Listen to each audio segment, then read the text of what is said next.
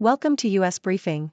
The content of the briefing includes D.A.R.E didn't work. How can school programs actually keep kids off drugs? Sedition Hunters, how ordinary Americans helped track down the Capitol rioters. Former NSW Premier and Foreign Minister Bob Carr's wife Helena dies overseas.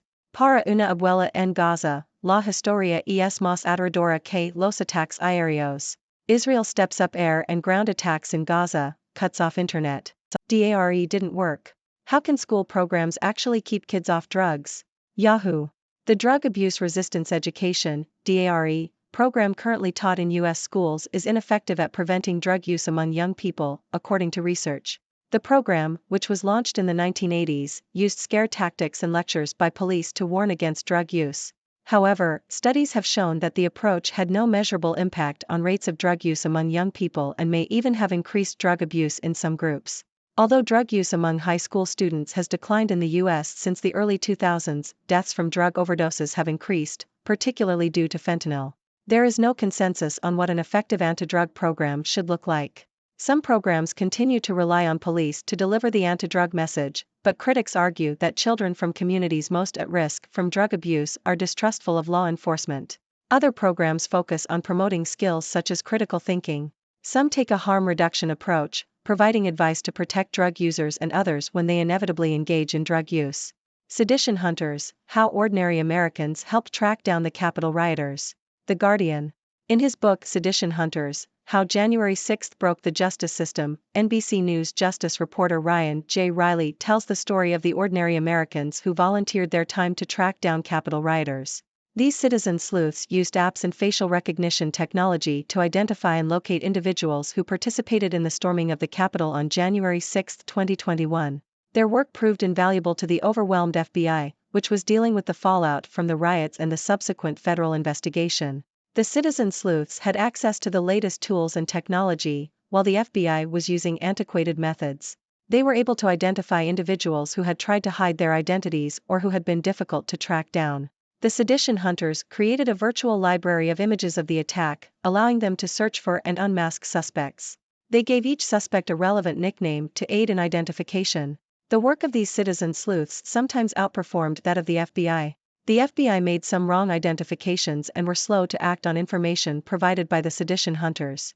There were also conservative elements within the FBI who supported Trump and were hesitant to investigate those who rioted for him. Despite these challenges, the Sedition Hunters played a crucial role in identifying and bringing to justice those who participated in the Capitol riots. However, there are still challenges ahead. The statute of limitations for Capitol rioters is 5 years, so there is a limited window to bring remaining fugitives to justice. Additionally, there is the possibility that if Trump were to win the presidency again, he could issue pardons to those involved in the riots. For now, the work of the Sedition Hunters stands as a testament to the power of ordinary citizens coming together to hold those responsible for their actions. Former NSW Premier and Foreign Minister Bob Carr's wife Helena dies overseas. ABC. Helena Carr, wife of former New South Wales Premier Bob Carr, has been declared brain dead after suffering an aneurysm during a trip to Vienna. The couple were in Austria when she had a brain bleed and lost consciousness. Doctors have confirmed her death. Helena Carr was 77. Para una abuela en Gaza, la historia es más aterradora que los ataques aéreos. New York Times. Mohammed Abu Jayab, a 39-year-old software engineer living in Los Angeles, was desperate to save his grandmother who was thousands of miles away in the Gaza Strip. He spent 6 days glued to the television and sending messages on his phone, urging his grandmother to flee the area as Israeli bombs rained down. Abu Jayab's grandmother, however, refused to leave, stating that she had already experienced displacement in 1948 and was determined to stay in her home until the end. The story of displacement is deeply ingrained in the identity of Gaza, where approximately 80% of the population are registered refugees or their descendants. Despite the suffocating blockade that has been in place for 16 years, many Palestinians in Gaza cling to their displaced identity. As Israel prepares for a ground invasion in Gaza, there are fears that history will repeat itself. Israeli Prime Minister Benjamin Netanyahu has stated that Palestinians will be forced out of their homes for the duration of the conflict. Many in Gaza worry that they will not be allowed to return and that the invasion will be used as an excuse to permanently remove them from their land. The trauma of displacement is at the core of the identity of Gazans, who still hold the keys and documents to their former homes and hope to one day return. Abu Jaib's family has experienced the effects of displacement firsthand. His parents emigrated to the United States, and he has managed to bring some of his siblings to safety in various countries. However, one sister remains in Gaza, and Abu Jaib fears for her safety. As the violence and death toll continue to rise, the desperation and sense of hopelessness among Palestinians in Gaza is growing. The legacy of displacement continues to shape their lives, even in the face of a suffocating blockade and relentless attacks. Israel steps up air and ground attacks in Gaza, cuts off internet. Nikkei Asia. Israel has cut off internet and communication services in the Gaza Strip, leaving the 2.3 million Palestinians in the area without contact with the outside world. Israel's military has been expanding its ground operations in the Gaza Strip, signaling that an all-out invasion may be imminent. The Israeli military has vowed to crush the ruling Hamas militant group, which incited further violence in southern Israel 3 weeks ago. The disruption of internet and communication services means that details of ground incursions and casualty numbers from airstrikes cannot be immediately known. The Palestinian death toll in Gaza has now surpassed 7,300, with over 60% of those killed being minors and women. Supplies of food and water in Gaza are running low, and the UN has warned that its aid operation is crumbling due to a lack of fuel. Meanwhile, the conflict threatens to ignite a wider war in the region, with Arab nations expressing their concern over a potential ground invasion. JTB travel agency works to get foreign tourists hooked on sumo. Nikkei Asia. Japanese travel agency JTB is experiencing a rise in demand for sumo tours from foreign tourists, with ticket packages selling out faster than ever before. JTB has trained its guides to provide detailed explanations of sumo and has improved its English pamphlet on the sport. The agency's efforts, aided by a Netflix series called Sanctuary, have resulted in a surge of interest in sumo from around the world. JTB plans to promote cultural tours that combine different traditional performances, such as sumo and kabuki, to meet the growing demand. Ticket prices have increased and JTB is already selling sumo tours for 2024. Rake in the fitness benefits of the fall season. Yahoo! Seasonal chores, such as raking leaves, can burn more calories than activities such as walking or weight training, according to the American Council on Exercise. It states that a 170-pound person can burn 293 calories walking briskly for an hour, compared to 308 calories burned while raking leaves. The body weight figure is used to calculate calorie burn, but it is possible to get more accurate personal information from wearable fitness trackers. However, the council also warns that people often forget to prepare themselves for seasonal chores, and this can lead to injury. Tips to avoid injury include warming up before starting a chore, using the correct form when performing the chore, and switching sides frequently to avoid overuse on one side of the body. The council also suggests breaking down tasks into smaller, manageable sections and ensuring you stay hydrated. Gunman in Maine mass shooting found dead. Yahoo!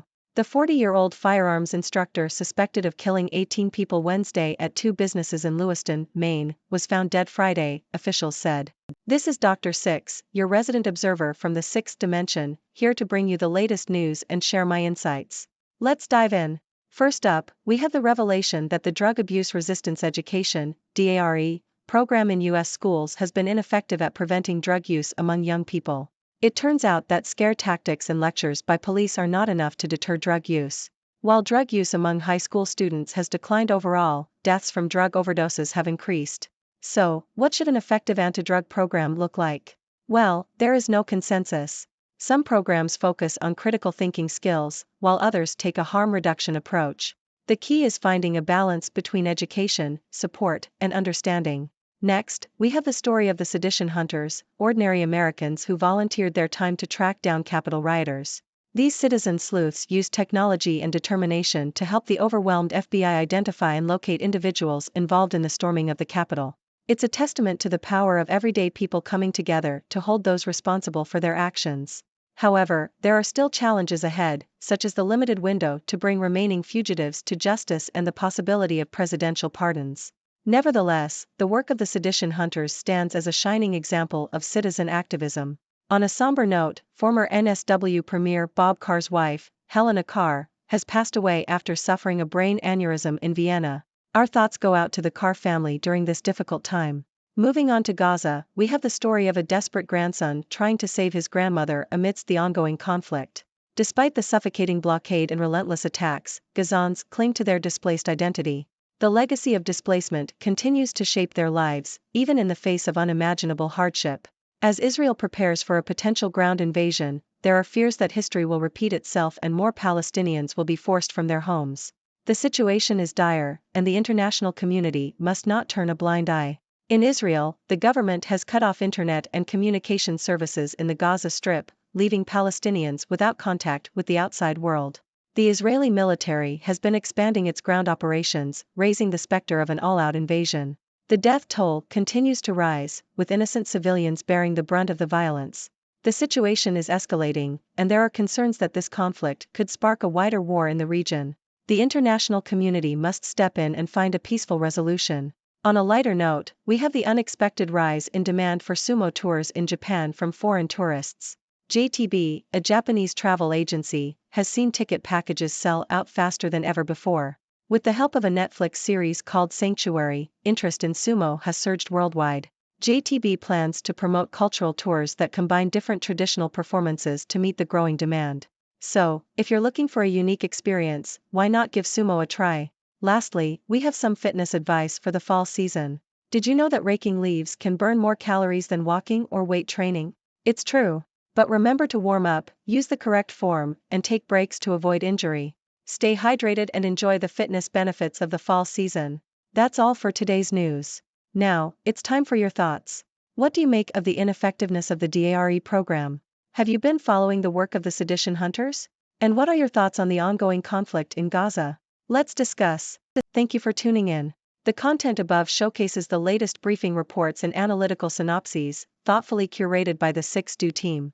These insights stem from a wide array of reputable media outlets, think tanks, government sources, and specialized experts worldwide. We encourage you to explore these sources for a comprehensive perspective. Keep in mind that while the content may not always align with the official standpoint of 6Do Brief, it's not meant to be taken as absolute directives for decision-making. Comprising seasoned media professionals, learned scholars, and accomplished scientists, the 6Do team embodies a trailblazing, fully independent media entity. To customize 6Do Brief to meet your professional needs, you have the option to subscribe to a diverse array of briefings on our website, 6dobrief.com. Regardless of your location, you can conveniently receive 6Do Brief via email.